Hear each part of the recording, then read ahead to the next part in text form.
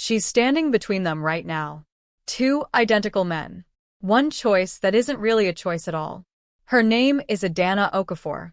24 hours ago, she was nobody special, just a girl selling electronics in her father's cramped Lego shop. She had simple dreams. Finish university. Open a real store. Marry for love. Then her father's gambling debt came due. $350,000 he didn't have. And the Han brothers offered a different kind of payment. His daughter. One plane ride later, Adanna Okafor became the property of two men she'd never met. Han Min-jun and Han Ji-hoon, billionaire Korean twin mafia bosses who've shared everything since birth. And now, they plan to share her too. Min-jun speaks, "You belong to both of us, Adanna. Equally." Ji-hoon seconds, "There is no choosing. No dividing. Tonight, you become ours."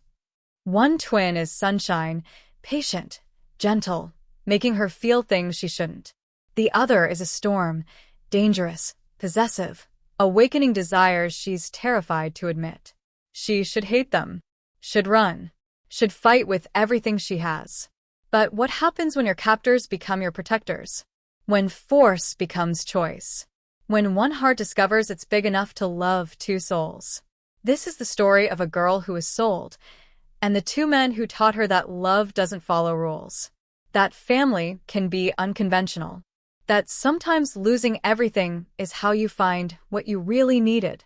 Tonight, Adanna Okafor will make a choice she never thought possible. Tonight, she stops fighting. Tonight, she surrenders to both of them.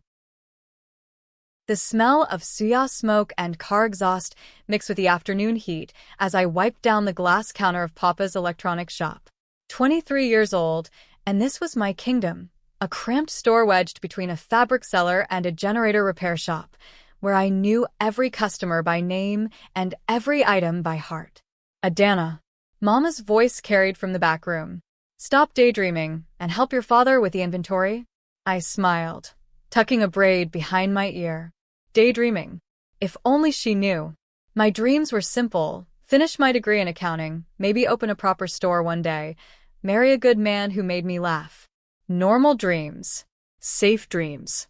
I had no idea that in 6 hours, every one of those dreams would die. They came at closing time. 3 men in black suits that cost more than our shop's monthly rent. The leader, a pale Korean man with cold eyes, carried a leather briefcase that looked heavier than it should. Papa's face went white. "Mr. Okafor," the man said in perfect English with a slight accent, "your debt has matured." "Wait, please," Papa's voice cracked. "I just need 2 more weeks. I swear." "You've had 6 months." The briefcase opened with a soft click. Inside, stacks of documents, all stamped in red. "The Han brothers don't extend charity. You borrowed $200,000. With interest, you now owe $350,000. My stomach dropped. $350,000? Papa had been gambling again. After he promised. After Mama cried. I don't have it." Papa's shoulders sagged. "Please. Just a little more time." The man's smile was surgical. "We've accepted alternative payment." That's when his eyes landed on me. "Your daughter, Adanna Okafor, age 23, unmarried." He pulled out a photo, my photo from my university graduation. "The Han twins have agreed to the arrangement. She will marry them both. The debt will be cleared." The world tilted. "No."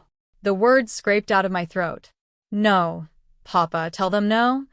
But Papa wouldn't look at me. His hands shook. His lips moved in silent prayer. "The flight leaves tonight," the man continued. "She'll need her passport, birth certificate, and nothing else. Everything will be provided." Mama's wail split the air. "She's our only daughter. You cannot. Then your husband dies tonight, Mrs. Okafor. And likely you as well, for witnessing his death." The man's voice never changed temperature. "Your daughter's marriage saves 3 lives. The choice seems clear." Papa finally looked at me. His eyes were already grieving. "I'm sorry," he whispered. "I'm so sorry, NWAM." That's when I knew. He'd already agreed. Before they even walked in, My father had sold me to save himself. I don't remember packing. Don't remember saying goodbye to Mama, who couldn't stop touching my face like she was memorizing it. Don't remember the drive. But I remember the private jet. All cream leather and polished wood, with a flight attendant who spoke to me in soft Korean I didn't understand. They gave me champagne, brought me a meal I couldn't eat, offered me a silk sleep mask as if I could possibly rest. I sat frozen by the window, watching Lagos disappear beneath clouds, and tried to understand how my life had ended at 20,000 feet. Married. To twins. Korean Mafia twins. The words didn't make sense no matter how many times I repeated them. The cold man, Mr. Sung, I learned, sat across from me, typing on a laptop. Who are they?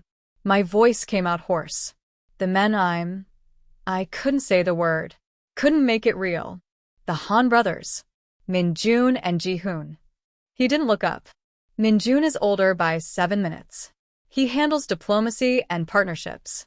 Ji-hoon manages enforcement and operations. Together, they control the largest import-export network in Seoul. Import-export. Such clean words for whatever darkness awaited me. Why me? The question burned. Why an African girl they've never met? Now Mr. Sung looked up, and something almost like pity crossed his face. Because, Miss Okafor, the Han twins have shared everything since birth. Business. Power. Property. He closed the laptop. They've been searching for a wife who understands she belongs to both equally. No jealousy. No division. Your father's debt simply expedited the selection process.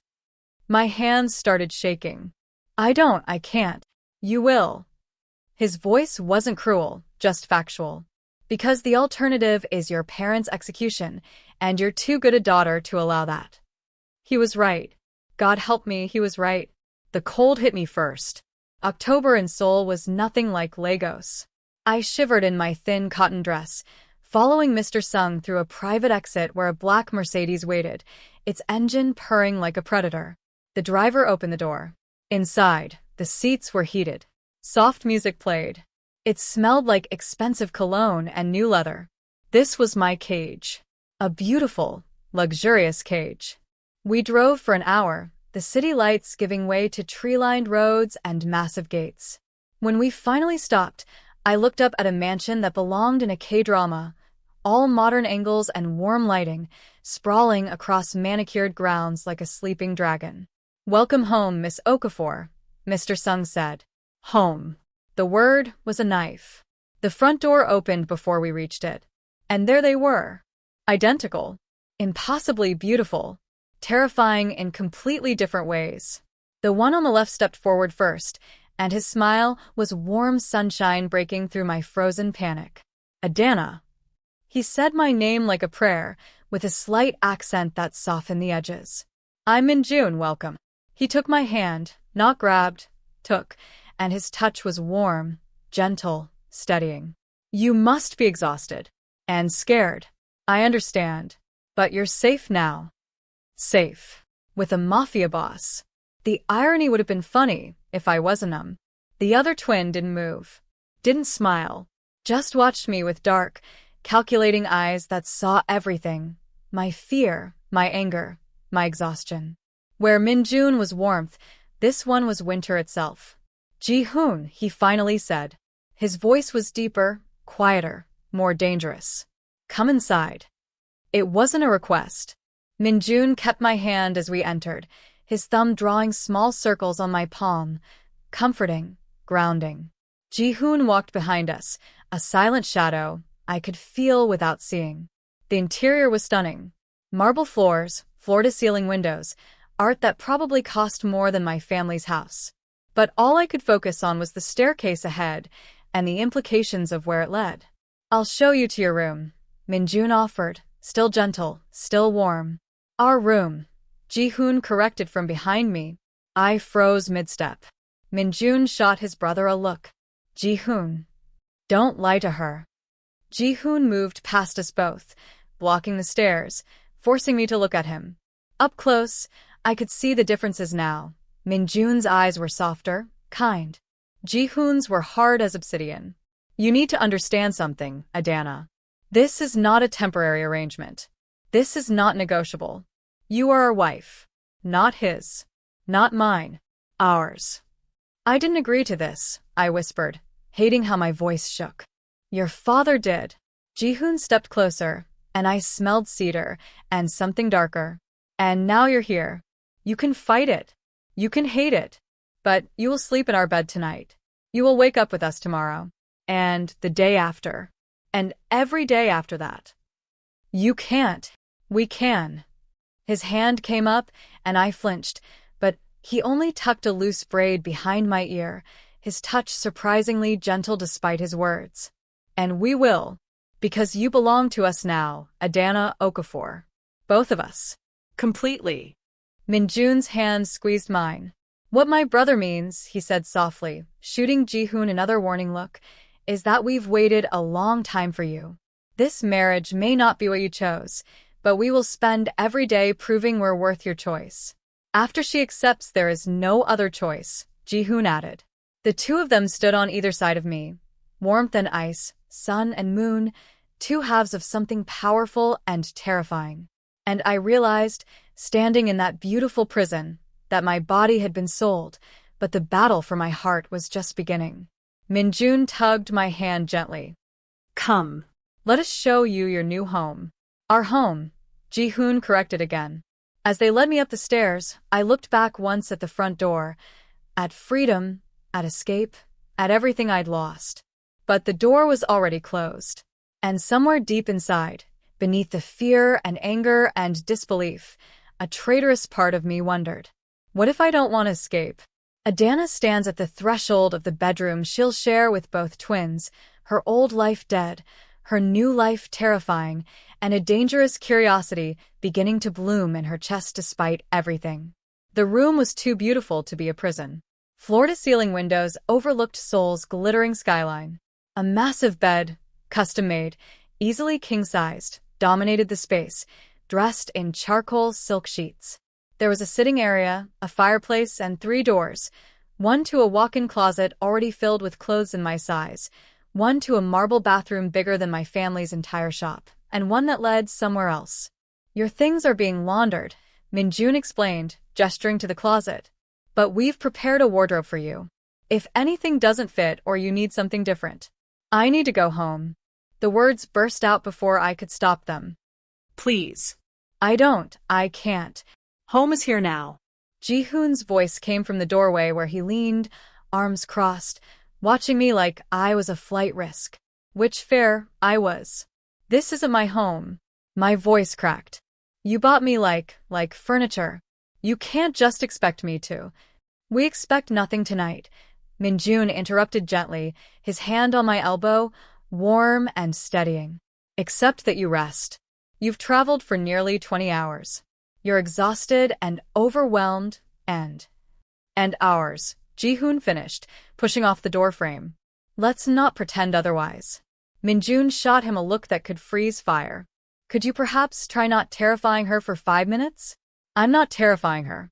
I'm being honest. Ji-hoon moved closer, and I instinctively stepped back until my legs hit the bed. He noticed, and something flickered in his eyes. Not anger, but something more complex. Adanna, look at me. I didn't want to, but his voice had a command to it that my body obeyed before my mind could protest. I know what you think of us, he said quietly. Kidnappers. Monsters. Men who bought a wife because we couldn't earn one. His jaw tightened. Maybe you're right. But understand this, you are not a prisoner. You are our wife. Our responsibility. Our priority. We will protect you, provide for you, and if you give us the chance, we will love you in ways you didn't know were possible. Love. I laughed, and it came out bitter and broken. You don't love me. You don't even know me. Not yet. Min-jun's voice was soft beside me. But we'd like to. The sincerity in his eyes was almost worse than Ji-hoon's intensity. At least Ji-hoon's darkness I could hate. But Min-jun's gentleness? That was dangerous. I want to sleep alone tonight, I whispered. No. Ji-hoon's answer was immediate. Ji-hoon, Min-jun started. No, he repeated, and this time he looked at his brother. We start as we mean to continue. No separate rooms. No distance. She needs to understand that this is real. She's terrified. Min-jun's patience was fraying. I know. Ji-hoon's eyes found mine again. And she'll be terrified tomorrow too. And maybe the day after. But eventually, she'll realize that the fear is unnecessary. That we would burn the world before we let harm come to her. He moved closer, and I couldn't retreat further. You want to run, Adanna? Run. The door isn't locked. But your family dies if you leave, and you're too good a person to let that happen. So you'll stay. And since you'll stay, you might as well stop fighting what's inevitable. Tears burned my eyes. I hate you. Good. His smile was sharp. Hate is honest. Hate is real. We can work with hate. He stepped back, giving me space. But you'll still sleep in this bed. With both of us. Tonight and every night. They gave me an hour alone to shower and change. The bathroom had everything. Lotions that smelled like shea butter, oils for my hair, products I recognized from home mixed with Korean skincare I'd only seen in videos. Someone had thought about this. About me. About making this cage comfortable. I hated that it worked. The dress they left was simple, a soft burgundy wrap dress that fit perfectly. When I emerged, Min-jun was waiting by the door, changed into casual clothes that made him look less like a mafia boss and more like a K-drama lead. Beautiful, he said simply, and the compliment felt genuine enough to make my chest ache. Dinner was served in a smaller dining room. Intimate, just the three of us. An older Korean woman brought out dishes I didn't recognize alongside jollof rice and plantains that smelled exactly like mama's. I stared at the Nigerian food, and my throat closed up. Mrs. Han prepared it, Ji-hoon said, watching my reaction. Our housekeeper. She learned from a Nigerian chef in Itaewon. Why? The word came out broken. Because you're ours to care for, Min-jun said gently. And care means comfort. Means home, even when home is far away. I picked up my fork with shaking hands and took a bite. It tasted like childhood, like Saturday afternoons, like everything I'd lost. Tell us about yourself, Min-jun prompted, his voice carefully casual. Your family, your dreams, what you wanted before. He stopped, realizing the trap of that sentence. Before I was sold, I finished bitterly. Before you became ours, Ji-hoon corrected, and somehow his phrasing was worse. I set down my fork. You want to know about me? Fine. I was studying accounting. I wanted to open a proper store. I wanted to marry someone who made me laugh, have 3 children, live a normal life. My voice hardened. I wanted choice. Agency. Love that I chose, not love I was purchased into. Silence felt like a guillotine. Then Min-jun spoke, and his voice was sad. I'm sorry. Truly. If we could have met you differently.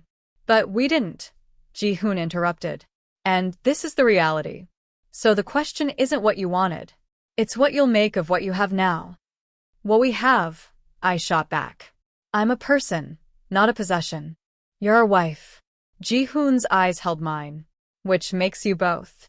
The honesty was like a slap, and somehow, worse, like respect. How does this even work? I demanded, needing to understand the rules of this nightmare. You both what? Share me like a toy? Take turns? Flip a coin. Min-jun winced. It's not like that. Then what is it like? The twins looked at each other, and something passed between them. A whole conversation in a glance. The language of people who'd shared a womb. We've shared everything since birth. Min-jun began carefully. Our business. Our home. Our lives are completely intertwined. And we knew, Ji-hoon continued, that when we found someone to share our lives with, she would need to belong to both of us equally. Not divided. Not competing. Unified. That's insane. Maybe. Min-jun's smile was sad. But it's who we are. We've tried relationships separately. They always fail. Because when you're this close to someone, when you share everything, asking you to hide half your life from your partner is impossible, Ji-hoon finished. So we stopped trying. We decided we'd wait until we found someone who could love us both. Who could be the bridge between us, not a wedge. And you thought an unwilling bride was the answer? My laugh was hollow. We thought, Ji-hoon said slowly, that sometimes the best partnerships start without the illusion of romance. That respect and care can build into something stronger than infatuation. That's convenient philosophy for kidnappers. Yes, he agreed, surprising me. It is. But it's also true. When they led me back to the bedroom, my heart was a war drum in my chest. Min-jun noticed. Of course he noticed. Hey, he said softly, stopping me before we entered. Nothing happens tonight that you don't want. We sleep. That's all. In the same bed. Yes. All three of us. Yes. That's not nothing. My voice pitched higher. I don't even know you. I don't. Adanna. Ji-hoon's hand came to rest on my shoulder, heavy and grounding. Breathe. I can't. You can. His other hand came up, framing my face, forcing me to look at him. In. Hold. Out. With me. And somehow, impossibly, I followed his breathing. In. Hold. Out. Until the panic receded enough to think. We will not touch you, Ji-hoon said, his face inches from mine. Not intimately. Not until you're ready. But you will sleep between us. You will feel us breathe. You will learn that you are safe. How is that safe? I whispered. You're strangers. Dangerous men. I should be. Terrified. Min-jun supplied gently from my other side. You should be. But you'll learn. We have time. They led me inside. The bed was massive, but suddenly felt too small. Which side? I started. Middle, Ji-hoon said simply. Of course. Middle. Between them. Claimed by both. They gave me privacy to change. The nightgown was silk, black, modest, beautiful. When I emerged from the bathroom, they were already in bed, shirtless, the covers pulled back in invitation. My feet wouldn't move. It's okay, Min-jun said. Take your time. But Ji-hoon just watched, patient as a predator, knowing I'd come eventually, because where else could I go? I climbed in slowly, staying on the very edge of my designated space. The sheets were cool, the mattress perfect. Everything designed for comfort. Min-jun settled on my right, keeping space between us. Good night, Adanna, he whispered. Ji-hoon turned off the lamp, plunging us into darkness broken only by city lights through the windows. Then I felt him shift, and suddenly his arm was across my waist, pulling me back against his chest. I froze. Easy, he murmured against my hair. Just this. Just sleep. His body was warm, solid, his heartbeat steady against my back. On my other side, Min-jun shifted closer, not touching but near enough that I could feel his warmth too. I was surrounded. Trapped. Caged between two men who owned me by contract and debt and power. And God help me, I felt safe. That realization was more terrifying than anything else. Because if I felt safe, if I grew comfortable, if I started to want this, what did that make me? As sleep pulled me under, my last conscious thought was a prayer. Please don't let me fall in love with my captors. Please don't let this cage become home. But I was already afraid it was too late. Adanna falls asleep between the twins, her body betraying her mind by relaxing into their protection, and the terrifying realization that her psychological conditioning has already begun. 3 weeks later, I woke to sunlight streaming through the windows and Min-jun's face inches from mine, watching me with soft eyes. Good morning, he whispered, like every morning for 3 weeks now. Creep, I mumbled, but there was no heat in it anymore. This had become our routine, Min-jun watching me wake, Ji-hoon already gone to handle business I didn't ask about. Guilty. His smile was boyish, unguarded. Coffee. Please. He brought it to me in bed, perfectly sweet, with cream, exactly how I liked it. He'd learned in the first week, adjusting it each morning until he got it right. These small acts of attention were Min-jun's language. Ji-hoon's language was different. When I came down for breakfast, there was a package on my plate, unmarked, plain. Inside, Nigerian chin-chin cookies from a specialty shop in Itaewon and a note in harsh handwriting. Saw these. Thought of you. JH. No flowery words. No grand gestures. Just thought of you. My heart did something dangerous in my chest. He left early, Mrs. Han said, refilling my tea. The housekeeper had become my unexpected ally, a grandmother figure who spoke broken English and taught me Korean words while I taught her Igbo phrases. But he made sure your favorites were ordered. 3 weeks, and they were learning me, mapping my preferences like territory. The terrifying part? I was learning them too. Come with me today, Min-jun said after breakfast, his hand extended. I want to show you Seoul. I hesitated. Going out felt like acceptance. Like this was real life, not captivity. Please? His eyes were hopeful, vulnerable. I promise, no pressure. Just let me show you my city. Our city now. Our city. The possessive plural was becoming natural. Against my better judgment, I took his hand. Seoul with Min-jun was a revelation. He took me to Bukshin Hanok village, where traditional houses line narrow streets, and explained the history with the enthusiasm of a tour guide. Bought me hotteok from a street vendor and laughed when the sweet syrup dripped down my chin. Here, he said, wiping it away with his thumb, his touch lingering just a second too long. Perfect. We visited Myeongdong, where he insisted on buying me skincare products I didn't need, and Insadong, where he commissioned a custom bracelet with my name in Korean characters. Adanna, he sounded out, showing me each symbol. Beautiful, graceful, loved. That's not what it means in Igbo. I corrected, but my throat was tight. It's what it means to me. His smile was sunshine incarnate. At a cafe overlooking the Han River, he asked me real questions.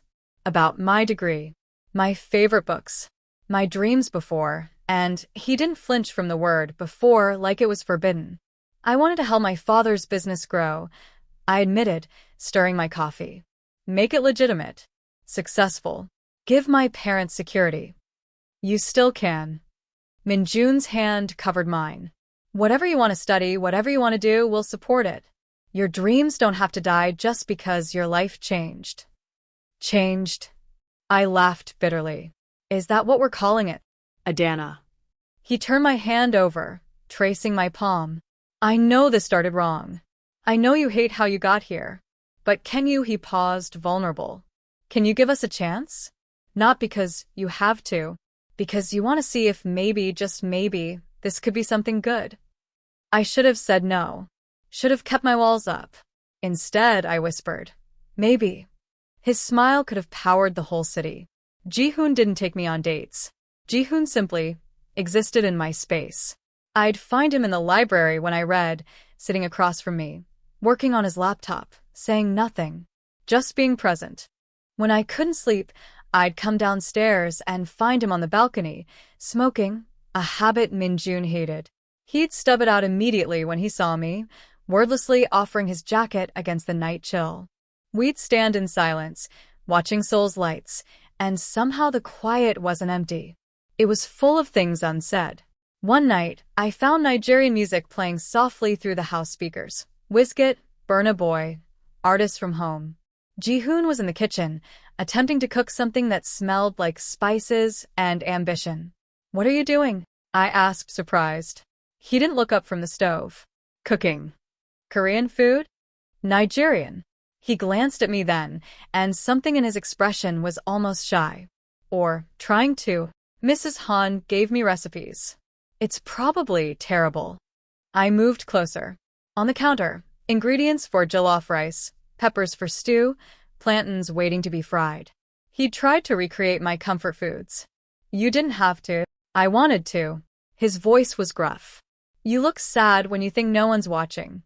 I can't fix why, but I can try to make it hurt less. Something in my chest cracked open. I stepped beside him. You're cutting the onions wrong. Show me. I did. And then we were cooking together, my hands over his, guiding the knife.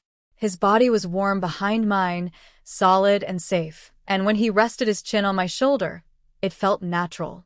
Why do you do this? I asked quietly. The music, the food, the quiet company. Because words are Min-jun's gift, not mine. His breath stirred my hair. I show love through action, protection, presence. I can't make you pretty speeches, Adanna. But I can make sure you're never alone. Never unsafe. Never without something that reminds you that you matter. I turned in his arms, and suddenly we were face to face, close enough to kiss. Ji-hoon. I'm falling in love with you. The confession was quiet, fierce. I've been falling since the moment you looked at me with hate in your eyes and didn't back down. You're brave and brilliant, and you don't belong to anyone. But God, I want you to choose to belong with us anyway. My heart was a bird trying to escape my ribs. I'm scared, I whispered. Good. I'd be worried if you weren't. His hand came up, cupping my face. Can I kiss you? Please. The please broke me. I nodded. His kiss was nothing like I'd imagined. Not demanding or possessive, reverent. Gentle. Like I was something precious he was afraid to break. His hand stayed on my face, nowhere else, giving me every chance to pull away. I didn't. When we broke apart, his forehead rested against mine. Thank you, he breathed. For what? For giving me a chance. Even when I don't deserve one. Weeks became a month. A month became 2. Min-jun took me to art galleries and made me laugh until my stomach hurt. Bought me books in English and struggled to read them aloud with his accent. Held my hand like it was his lifeline. Ji-hoon taught me Korean in the evenings, patient when I struggled with pronunciation. Train with me in the estate's gym, showing me self-defense moves. Watched me like I was the most fascinating person in the world. And slowly, terrifyingly, I fell. But differently. With Min-jun, love was bright and warm. Laughter and joy and feeling seen. He made me remember how to be happy. With Ji-hoon, love was deep and dark, safety and passion, and feeling protected. He made me remember how to be strong. I loved them both, but not the same way. And that reality was destroying me. 2 months in, I woke to Min-jun's gentle kiss and Ji-hoon's arm around my waist, our morning routine now. But instead of the usual contentment, I felt sick with guilt. I can't do this, I whispered. Both twins went still. Can't do what? Min-jun asked carefully. This. Us. I sat up, pulling away from them both. I can't, I'm not. Adanna. Ji-hoon's voice was controlled, but I heard the fear beneath it. Talk to us. I love you both. The confession ripped out of me. But I don't love you the same way. Min-jun, you're light. You're joy. You make me laugh and feel alive, and my voice broke. And Ji-hoon, you're safety. You're home. You make me feel protected and cherished, and you think that's wrong. Ji-hoon finished, understanding dawning. Of course it's wrong. Tears spilled over. How can I be your wife, both of your wife, if I don't love you equally? If my heart divides you differently? That's not fair to either of you. That's not. Adanna. Min-jun took my hand, his eyes shining. That's not wrong. That's perfect. I stared at him. You think we love you the same way? Ji-hoon asked quietly. You think my love looks like his? I love you like morning, Min-jun said softly. Like hope and possibility and new beginnings. I love your laugh and your mind, and the way you challenge me to be better. I love you like night, Ji-hoon continued. Like safety and passion and coming home. I love your strength and your fire, and the way you refuse to be broken. We're not the same person, Adanna, Min-jun explained. Why would you love us the same way? But that means I struggled with the concept. That means I'm choosing favorites. Loving one of you more. Different, Ji-hoon corrected. Not more. Different. He pulled me back against his chest. You love Min-jun for who he is. You love me for who I am. That's not division. That's seeing us clearly. Your heart is big enough for both, Min-jun added, pressing a kiss to my knuckles. Different kinds of love, equal value. Like how you love your mother differently than your father, but you don't love one more. The logic was sound. The emotion was overwhelming. I was so scared. I admitted, sagging between them. So scared I was failing you both. Never, Ji-hoon murmured against my hair. Impossible, Min-jun agreed, wrapping his arms around us both. And there, sandwiched between two men who loved me in completely different ways, I finally understood. Love didn't have to be symmetrical to be real. I love you, I whispered to the air between them. Both of you. Differently. Completely. We know, they said in unison. And for the first time since arriving in Seoul, I felt like I could breathe. 6 months later. Happiness made us careless. I should have noticed the black sedan that followed us from the market.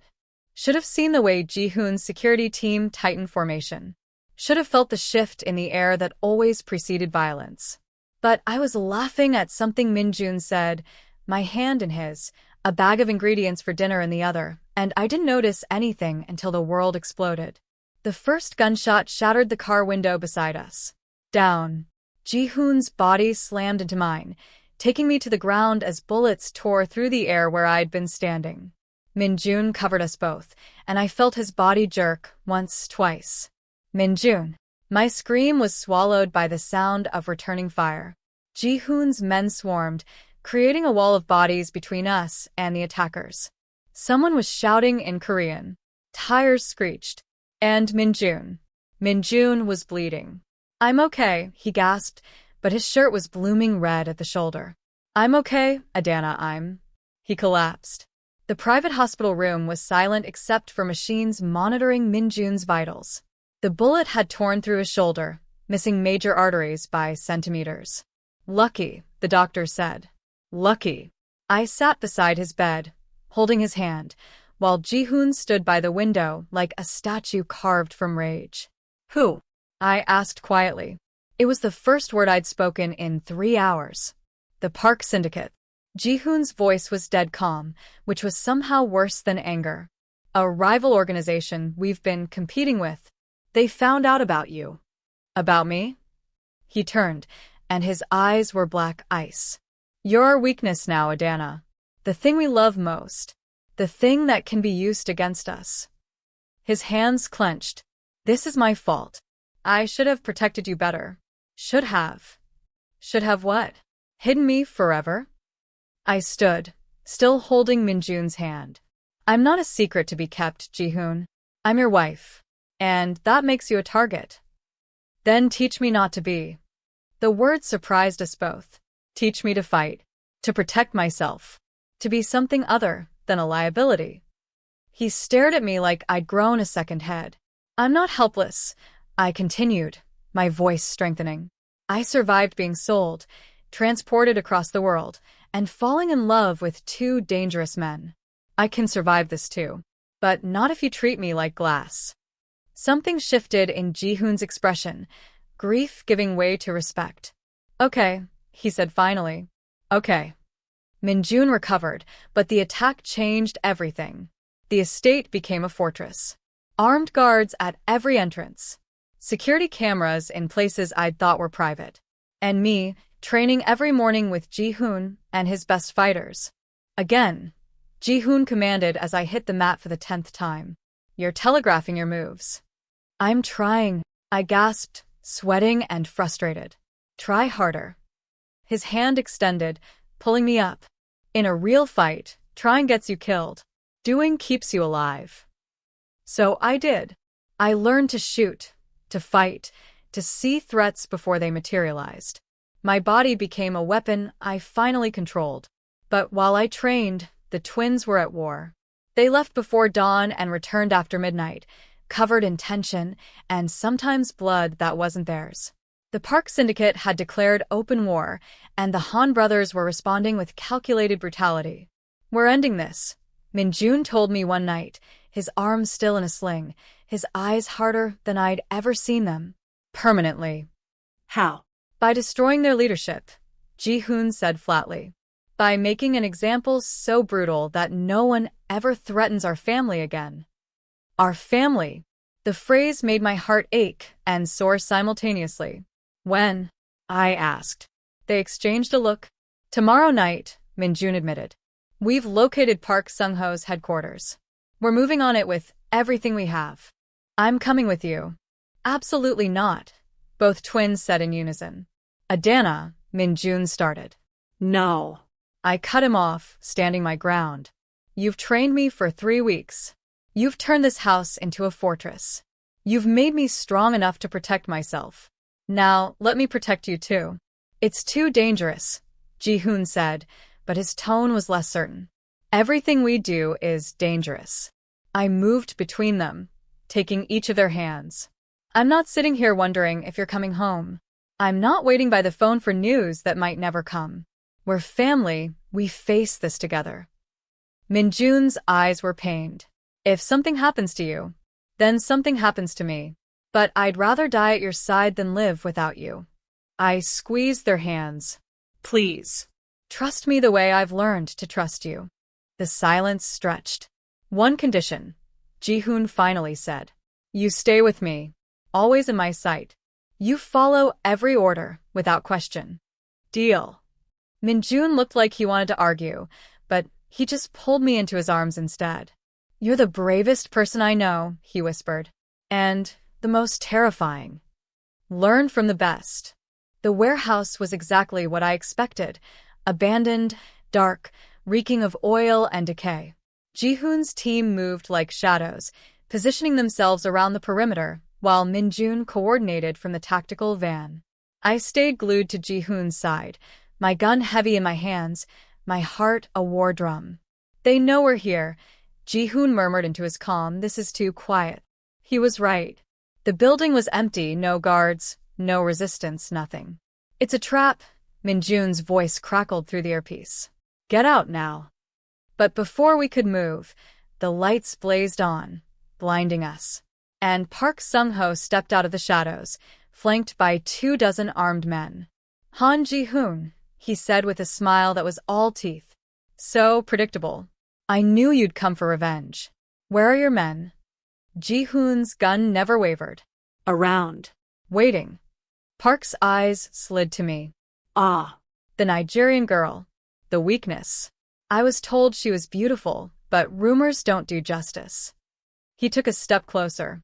Tell me, does she taste as sweet as she looks? Ji-hoon's gun fired. The bullet missed by inches, a warning shot. Touch her, even with your eyes, and I'll skin you alive, Ji-hoon said conversationally. Park laughed.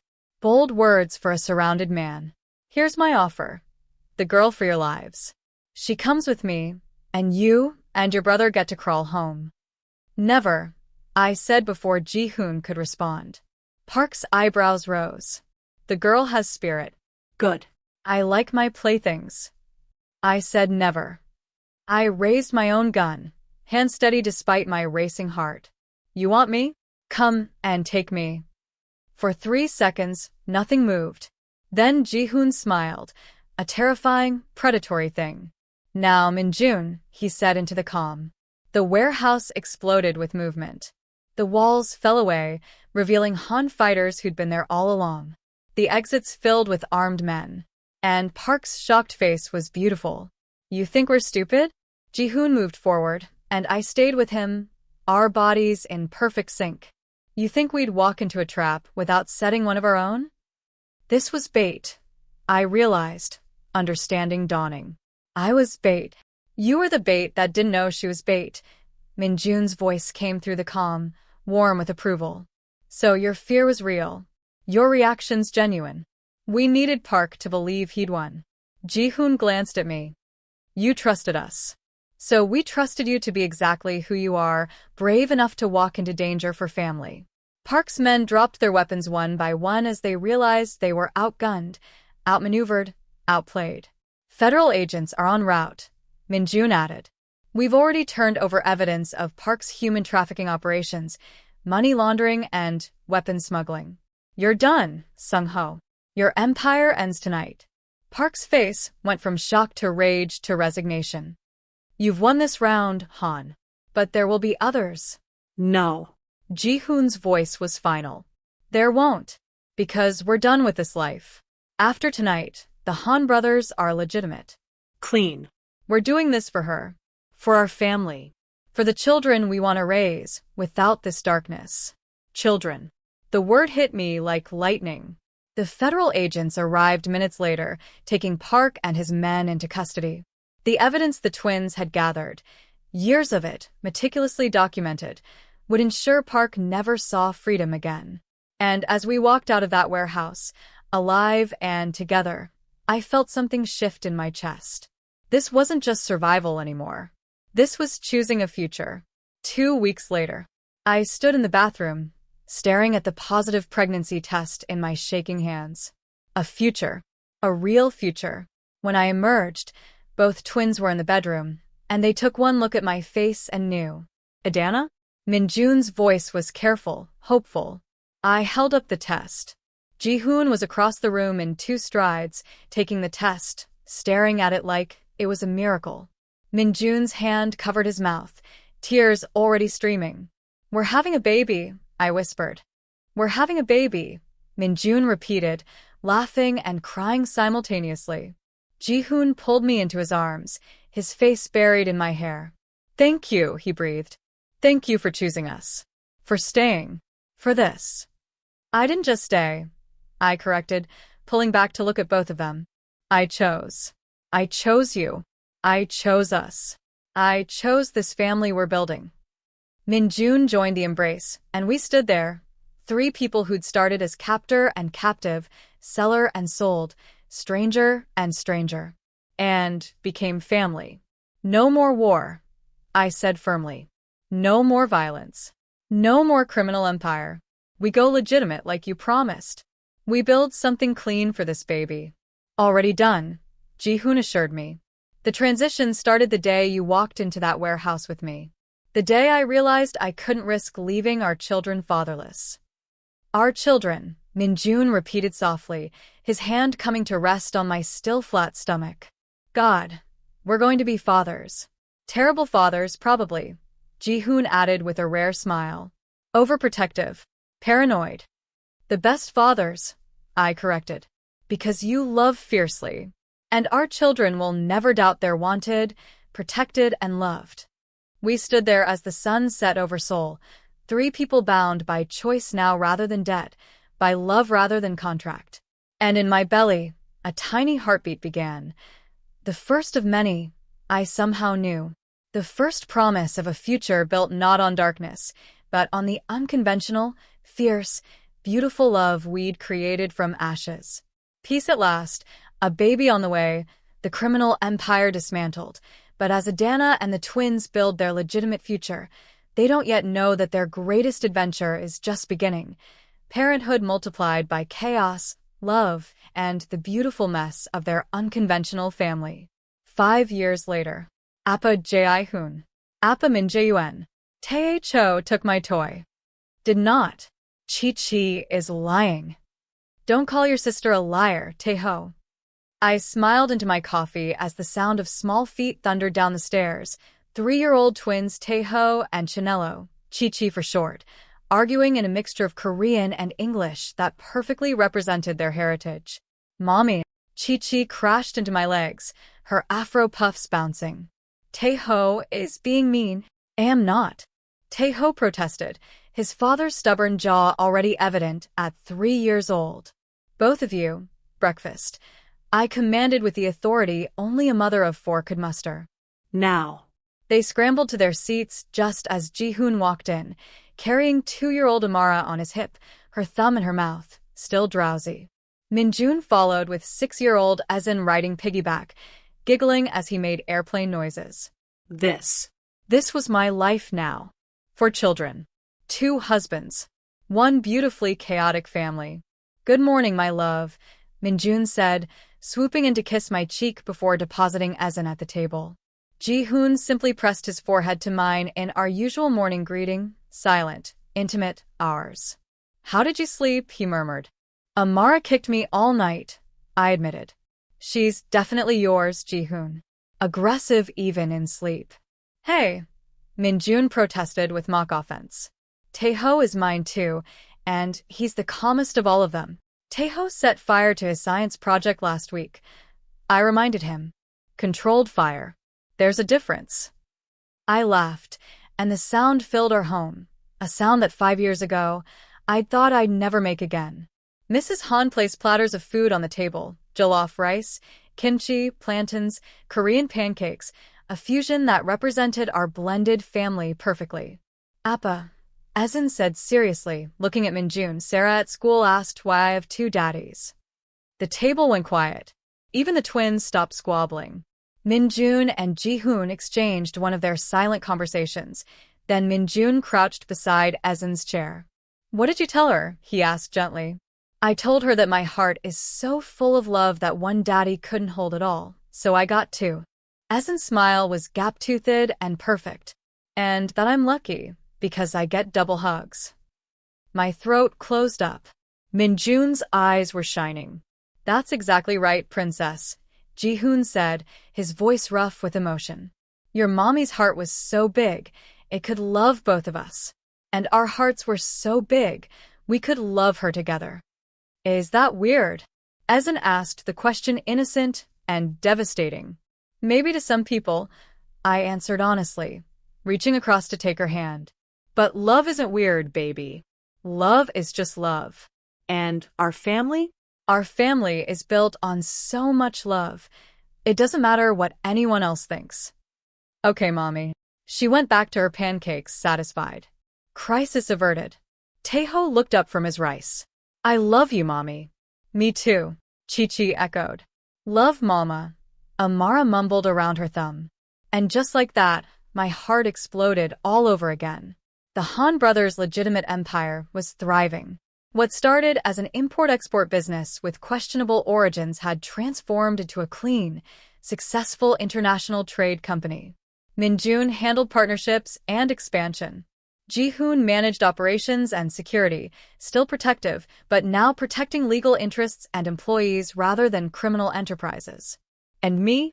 I ran the African market division, using my accounting degree and intimate knowledge of Nigerian business culture to build bridges between continents. Today, I was presenting our quarterly results to the board, all legitimate businessmen and women now, not a single criminal in sight. The Lagos office exceeded projections by 23%. I announced, my confidence earned through 5 years of proving myself. And our Accra expansion is ahead of schedule. Applause. Respect. Pride. After the meeting, Min-jun cornered me in my office, his smile proud and predatory. You were magnificent, he said, closing the door. I was professional. You were both. He moved closer and I recognized that look. Did I mention how attractive you are when you're dominating a boardroom?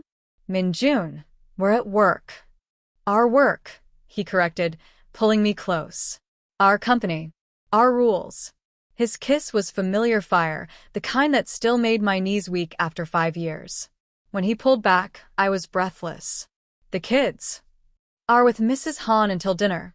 Ji-hoon's voice came from the doorway. He locked it behind him, and suddenly the temperature in the room spiked. Which gives us approximately 3 hours. 3 hours for what? I asked, though I knew. To remind you, Ji-hoon said, moving behind me, his hands on my waist, that before you were mommy, you were ours. Min-jun's hand traced my jaw. To worship you the way we did before midnight feedings and science projects. To love you, Ji-hoon murmured against my neck, the way we've loved you from the beginning. And there, between them, I remembered. I wasn't just a mother, wasn't just a wife, wasn't just a businesswoman. I was Adanna, theirs, wholly and completely. 3 hours, I agreed breathlessly. But we're setting a timer. Last time you said just an hour, we missed dinner entirely. Their laughter wrapped around me like a blanket. Deal, they said in unison. After dinner, after baths, after bedtime stories in 3 languages, the children finally asleep, I found myself on our balcony. The same balcony where Ji-hoon and I had stood in silence 5 years ago. But tonight, both twins joined me, and the silence was full of everything we'd built. Do you ever regret it? Min-jun asked quietly. Coming here? Staying? I considered the question honestly. I regret how it started. I regret the choice being taken from me. I turned to look at them both. But I don't regret where we ended up. I don't regret choosing to stay. choosing to love you, choosing this life. Even the chaos? Ji-hoon's smile was soft, genuine, an expression he reserved only for family now. Especially the chaos. I leaned against him, taking Min-jun's hand. 5 years ago, I thought my life was over. I thought being sold meant I'd lost everything. My dreams, my future, my choice. And now, Min-jun prompted. Now I know that sometimes losing everything is how you find what you really needed. I squeezed his hand. I needed you. Both of you. I needed this unconventional, impossible, beautiful family. I needed to learn that love doesn't follow rules or fit into boxes. That my heart is big enough for two men who love me differently, but equally fiercely. We're the lucky ones, Ji-hoon said, his arm around my waist.